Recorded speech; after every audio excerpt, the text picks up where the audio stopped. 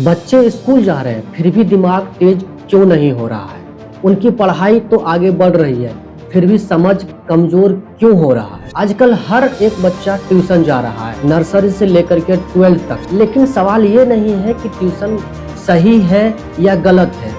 सवाल ये है कि बच्चे की निर्भरता ट्यूशन पर हो गई है। इसके बावजूद भी बच्चे कमजोर और डल पैदा हो रहे हैं। सेल्फ लर्निंग ऑलमोस्ट जीरो हो गई है उनकी। असली वजह क्या है, आइए आज जानते हैं।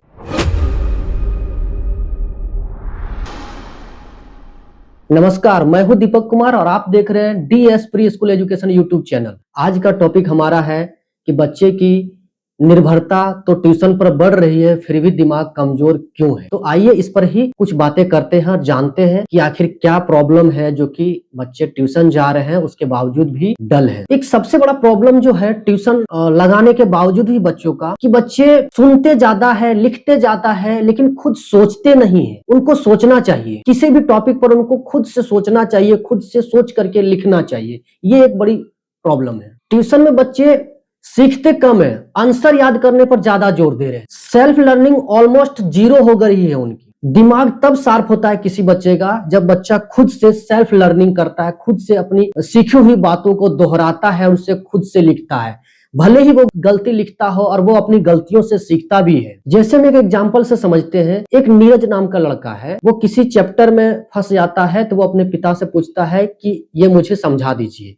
तो पिताजी कहते हैं कि ट्यूशन में पूछ लेना। जब वो स्कूल जाता है तो स्कूल में भी जब उसे पूछा जाता है कि समझा, तो वो कहता है मैं ट्यूशन में समझ लूंगा। जब ट्यूशन में आकर के बैठता है पढ़ने के लिए तो जो पढ़ाया जा रहा है उसको वो नोट करने में समय लगाता है, बाद में होमवर्क पूरा करके और वो निकल जाता है और वो बात को समझ नहीं पाया। नेक्स्ट टाइम जब एग्जाम होने का समय आया और जब एग्जाम में उससे क्वेश्चन पूछा गया डिफरेंट, तो बच्चा ब्लैंक हो गया। तो अब बताइए कि गलती किसकी है, नीरज की? नहीं। क्या ट्यूशन वाले टीचर की? नहीं।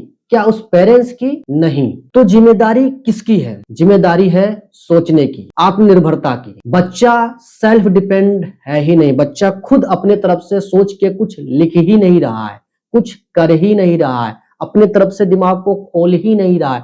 बस उसे जैसे लिखाया जा रहा है, जैसे रटाया जा रहा है, रटी रटाई बातों पर वो ध्यान देता है, सिर्फ आंसर रटता है और टिक करके वो निकल जा रहा है। ऊपर ऊपर सब वो जो बोर्ड पर लिखाया जा रहा है वो लिख करके निकल जा रहा है। वो बातों को पूरी तरह से समझ नहीं पा रहा है। पेरेंट्स बच्चे को छोटे छोटे जवाब न दे करके उन्हें ये कह देते हैं कि ट्यूशन में पूछ लेना, स्कूल में पूछ लेना। इससे बच्चे का दिमाग नहीं खुलता है, वो डिपेंड हो जाते हैं स्कूल और ट्यूशन पर। इससे वो खुद से कुछ सोच ही नहीं पाते हैं, पेरेंट्स से कुछ अलग सीख ही नहीं पाते, उन्हें कुछ सोचने के लिए सिखाया ही नहीं जाता है। आजकल के टीचर भी ऐसे हैं कि बच्चे को सिर्फ और सिर्फ सिलेबस पर फोकस करने के लिए सिखाया जाता है। बच्चे को क्यूरियोसिटी सिखाया ही नहीं जाता है, सोचने के लिए सिखाया ही नहीं जाता कि तुम अपने तरफ से 1 पेज लिखो, 2 लाइन लिखो, 10 लाइन लिखो। आजकल के बच्चे भी रेडीमेड क्वेश्चन को पसंद करते हैं, आंसर को पसंद करते हैं, जो उसे रट करके वो हूबहू अपने परीक्षा में लिख करके वो आ जाए। कुल मिला के हम अगर बात करें तो हमारा एजुकेशन कल्चर ही केवल और केवल मार्क्स पर जोर देता है। बच्चे को ना स्किल सिखाता है, न उसे सोचने पर मजबूर करने के लिए सिखाता है कि आपको खुद सोच करके लिखना है। इसे एक लाइन में समझते हैं, बच्चे मेहनत खूब कर रहे हैं, उनसे करवाया भी जा रहा है, लेकिन वो खुद से सोच करके लिखे ये नहीं करवाया जा रहा। उन्हें सोच करके लिखने की आदत ही नहीं है, क्योंकि ऐसा नहीं बताया गया है। उन्हें बस बताया गया कि जो लिखाते उसे हूबहू नोट करो और उसे याद करके ले आओ। और यही उनको होमवर्क में भी मिलता है, पेरेंट्स भी वही होमवर्क पूरा करवाते हैं, फिर स्कूल भेज देते हैं। पेरेंट्स भी अपने तरफ से कुछ ऐड नहीं करते। तो बच्चे को पूरा पूरा दिमाग में सेट हो गया है कि मुझे जितना कहा जा रहा है उतना ही करना है। स्कूल में भी बताया जाता है मैं जितना कह रहा हूं उतना ही करो। अगर हमारे बच्चे के दिमाग को तेज बनाना है तो कम से कम 3 बातों पर ध्यान देना होगा। सबसे पहला है रोज 30 मिनट सेल्फ स्टडी पर दें। घर पर अगर पेरेंट्स है तो इस बात पर सबसे ज्यादा जोर दें कि बच्चा खुद सेल्फ स्टडी करे। इस बात का वो ध्यान रखे कि जो बच्चे को होमवर्क मिला है उसको छोड़ करके। इसका मतलब ये हुआ कि बच्चे जिस टॉपिक पर स्कूल से पढ़ करके आए हैं उस टॉपिक का वो खुद से किसी और कॉपी में खुद से अपने माइंड से लिखेंगे, तब जाकर के बच्चे की जो रियल कैपेसिटी है वो चेक होगी। और दूसरा जो तरीका हो सकता है वो है कि हर एक टॉपिक पर बच्चा कम से कम 10 लाइन लिखे और ज्यादा से ज्यादा वो 2 पेज लिखे, इस पर ज्यादा जोर डाला जाए। सिर्फ ऑब्जेक्टिव माइंडसेट न बनाए, उसे सब्जेक्टिव बनाए। हमारी जो एजुकेशन कल्चर है आजकल की, उसमें यही तो एक फंडा ऐड कर दिया गया है जो कि एजुकेशन सिस्टम को बहुत गर्त में लेके चला गया है, वो है ऑब्जेक्टिव क्वेश्चन। ऑब्जेक्टिव क्वेश्चन में रट के भी आप टिक लगा सकते हैं और आपकी पहचान हो जाएगी कि आप बहुत तेज है। लेकिन अगर सब्जेक्टिव को ऐड कर दिया जाए, सब्जेक्टिव को आगे रखा जाए, तो बहुत सारे बच्चे कुछ नहीं लिख पाएंगे। तो बहुत जरूरी है कि हमारे बच्चे को हम लोग सब्जेक्टिव बनाएं और उसको किसी टॉपिक पर सोचने के लिए खुद से अपने तरफ से लिखने के लिए सिखाएं। ये बहुत अच्छी बात होगी उसके हैबिट के लिए और उसे वो मेहनती बनाए, सोचने वाला बच्चा बनाएगा। और तीसरा है प्री लर्निंग। स्कूल या ट्यूशन में जो पढ़ाया जा रहा है उससे पहले बच्चे को एक बार घर पर उस चैप्टर से रिलेटेड पढ़ा देना चाहिए या उससे रीडिंग करवा देना चाहिए। इससे बच्चे में एक मोटा मोटी कॉन्सेप्ट दिमाग में आ जाता है कि मुझे किस टॉपिक पर पढ़ना है। उसका दिमाग अवेयर हो जाता है, सतर्क हो जाता है और फिर जब उस टॉपिक पर पढ़ाया जाता है तो दिमाग ऑटोमेटिक बल्ब की तरह जल जाता है और उसे लगता है कि नहीं, ये मुझे तो कुछ तो आता है। तो इस तरह से वो रिपीट भी करता है और उसका दिमाग चलने लगता है। और ऐसा हर रोज करवाया जाए या हर बार करवाया जाए तो बच्चे में एक बड़ा अच्छा ग्रोथ आपको दिखेगा। अब पेरेंट्स के लिए जो स्पेशल मैं कह सकता हूं वो है कि बच्चे को हर बार अपने तरफ से आंसर न बताएं। अगर कोई पेरेंट्स है या अगर गलतियां कर रहे हैं कि बच्चा अगर किसी टॉपिक पर कुछ पूछता है तो उसे डायरेक्ट आंसर नहीं बताएं। उसे खुद बोले कि आप खुद सोचे कि क्या होना चाहिए, आप खुद सोच के हमें बताइए कि आखिर इस पर क्या होना चाहिए, आपका विचार क्या है, ये प्रश्न है, इस पर क्या होना चाहिए। जैसे आप ज्योग्राफी का कोई क्वेश्चन पूछ रहे हैं कि ये विषुवत रेखा है, ये विषुवत रेखा है तो बताओ इसके आसपास क्या होना चाहिए। आप क्या इसको समझ करके बता सकते हैं, आपके दिमाग में क्या आ रहा है। तो इससे बच्चा का दिमाग सोचना शुरू कर देगा। मैं सिर्फ एक एग्जांपल दे रहा हूं, आप किसी भी टॉपिक को ऐसा जोड़ के बोल सकते हैं जो उस समय उसके सामने में हो। और टीचर्स के लिए मैं स्पेशल बोलूं तो टीचर को उनके होमवर्क चेक करने से ज्यादा अच्छा हो कि बच्चे की थिंकिंग चेक करें। ये बहुत जरूरी है। मैं इसलिए बोल रहा हूं क्योंकि होमवर्क तो वो अपने दोस्तों से भी करवा सकता है, पेरेंट्स से भी करवा सकता है या किसी भी तरीके से सोते सोते भी कर लेगा। आंख बंद किए भी है फिर भी कर लेगा। वो करने में वो 4 घंटा भी लगाए, 8 घंटा भी लगाए, रात का रात भर लगा ले, कोई फर्क नहीं पड़ता है। अगर आप उसकी थिंकिंग चेक करते हैं तो आप समझिए कि वो उस चैप्टर को समझ पाया है, तो आप उससे बाद में भी लिखवा सकते हैं। जो बच्चा खुद समझ गया हो उससे लिखवाना आसान है, वो आप कभी भी लिखवा सकते। देखिए, मैं ये कभी नहीं बोलता हूं कि ट्यूशन बुरा है। बस ट्यूशन पर जो डिपेंडेंसी है, जो निर्भरता है, वो बुरी बात है कि हम पूरी तरह से ट्यूशन पर डिपेंड हो गए हैं।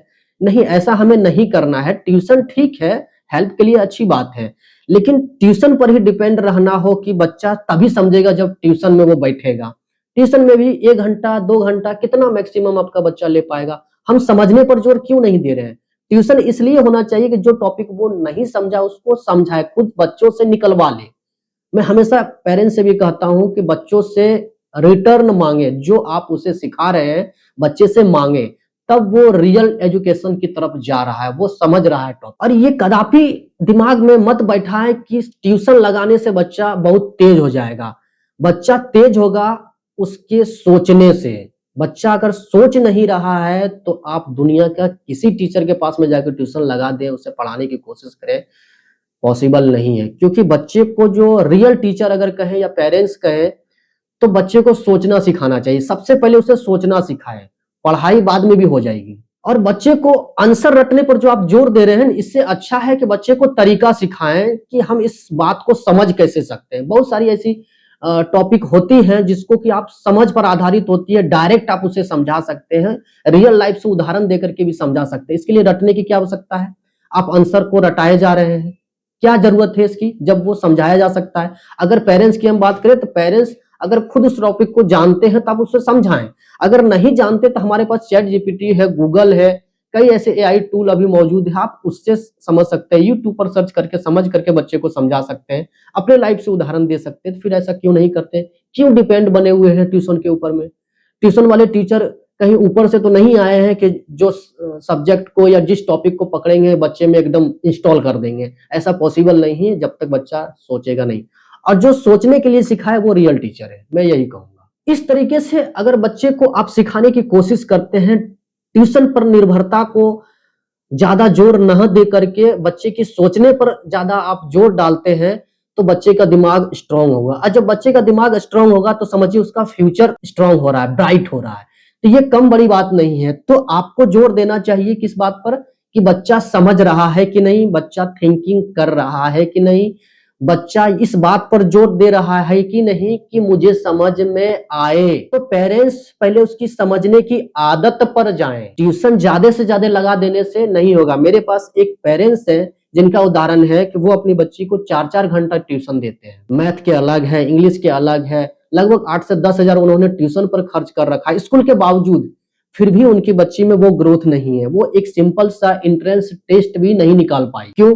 क्योंकि वो बिल्कुल डल हो गई थी। देखने में तो यही लग रहा था 4-4 घंटा उसका ट्यूशन लगा रखा है, लेकिन उसका दिमाग फ्रस्ट्रेट हो चुका था। उसे सोचने के लिए नहीं सिखाया गया, बस दनादन उसमें इंस्टॉल किया जा रहा था। कभी मैथ का चैप्टर, कभी इंग्लिश का, कभी हिंदी का, तो कभी साइंस का, कभी रीजनिंग का। इस तरह से उसके दिमाग में फीड किया जा रहा था। उसे सोचने का बिल्कुल मौका ही नहीं मिल रहा था। तो इस तरह से वो बच्ची बिल्कुल सुस्त हो गई, डल हो गई। वो बच्ची अब छोटा सा एग्जाम भी लिखने के काबिल नहीं बची है।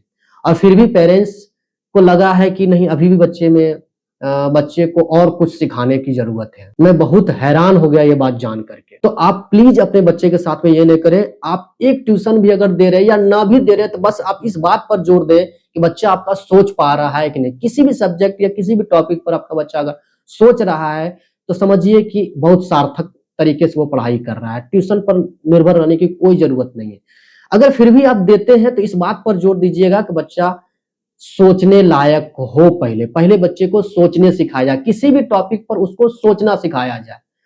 अगर उस टॉपिक पर वो सोच नहीं पा रहा है, तो जब तक वो सोचे नहीं खुद अपने तरीके से और अपने तरीके से वो लिखे नहीं, तो समझिएगा कि वो बच्चा बस इंफॉर्मेटिव बन रहा है, रट्टा लगा रहा है, आंसर को हूबहू लिख रहा है।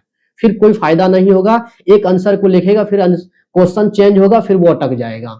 तो इन सब भ्रम में नहीं पड़ना है। बच्चे को सिर्फ और सिर्फ इस बात पर जोर देना है कि बच्चा समझे। मैं बार बार रिपीट कर रहा हूं कि बच्चा समझे। तो अगर आप भी इस बात से सहमत है कि बच्चे की सोच को ज्यादा महत्व दिया जाए, उसने सोचने की क्षमता को महत्व ज्यादा दिया जाए, रटने की बात नहीं की जाए, उसे इंडिपेंडेंट बनाया जाए, तो आप इस वीडियो को लाइक करें, सब्सक्राइब करें और शेयर करें अपने नजदीकी दोस्तों, सगे साथियों और संबंधियों को, और उन्हें बताएं कि इस तरीके से हम अपने बच्चे को इम्प्रूव कर सकते हैं, ट्यूशन पर डिपेंड ना हो करके भी। तो अगर अभी तक ये वीडियो आप देख रहे हैं तो इसके लिए आपका बहुत बहुत धन्यवाद।